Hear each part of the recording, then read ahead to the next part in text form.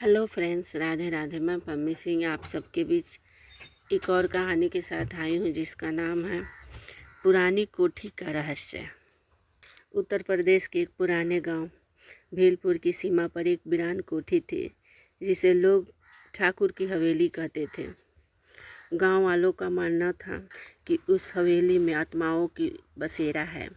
वहाँ रात को अजीब चीखें सुनाई देती, खिड़कियाँ खुद ब खुद खुलती और बंद हो जाती, और कभी कभी रोशनी भी दिखती थी, जबकि वह जगह सालों से बंद थी। कोई भी उस कोठी की ओर झांकने की हिम्मत नहीं करता था। राहुल एक नौजवान लड़का था जो पास के शहर से आया था। उसे अलौकिक घटनाओं की तह तक जाना पसंद था। उसने गांव में सुना कि ठाकुर की हवेली रहस्यों भरी है। उसने ठान लिया कि वह उस कोठी की सच्चाई जानेगा। गांव वालों ने बहुत मना किया, बाबूजी वहां मत जाइए, रात में तो बिल्कुल नहीं। लेकिन राहुल नहीं माना।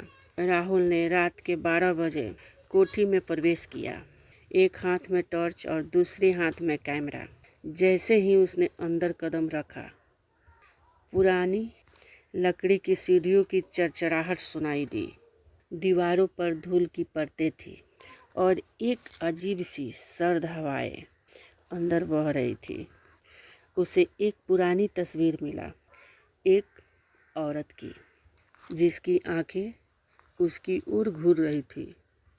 तभी पीछे से दरवाज़ा अपने आप बंद हो गया। राहुल घबरा गया।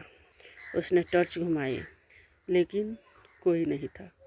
फिर अचानक किसी ने धीरे से कान में फुसफुसाया, तुम्हें नहीं आना चाहिए था।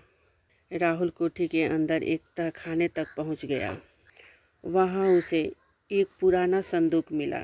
जब उसने उसे खोला तो उसमें खून से सने कपड़े और एक पुरानी डायरी मिली।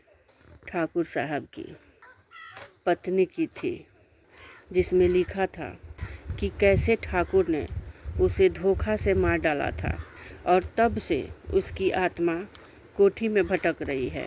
उसी समय राहुल को लगा जैसे किसी ने उसके कंधे पर हाथ रखा हो। पीछे मुड़कर देखा तो वहीं तस्वीर वाली औरत अब सामने खड़ी थी। आंखों से खून बह रहा था। सुबह हुई। गांव वालों ने देखा कि राहुल कोठी के सामने बेहोश पड़ा था। उसके बाल सफ़ेद हो चुके थे और आंखों में डर सताई हो चुकी थी। वो कुछ नहीं बोल रहा था, बस एक ही बात बड़बड़ा रहा था, वो आ रही है, वो यही है, वो आ रही है। उस दिन के बाद राहुल पागल खाने में भर्ती हो गया। कोठी अब और डरावनी हो चुकी थी और तब से वहाँ कोई जाने की हिम्मत नहीं करता था।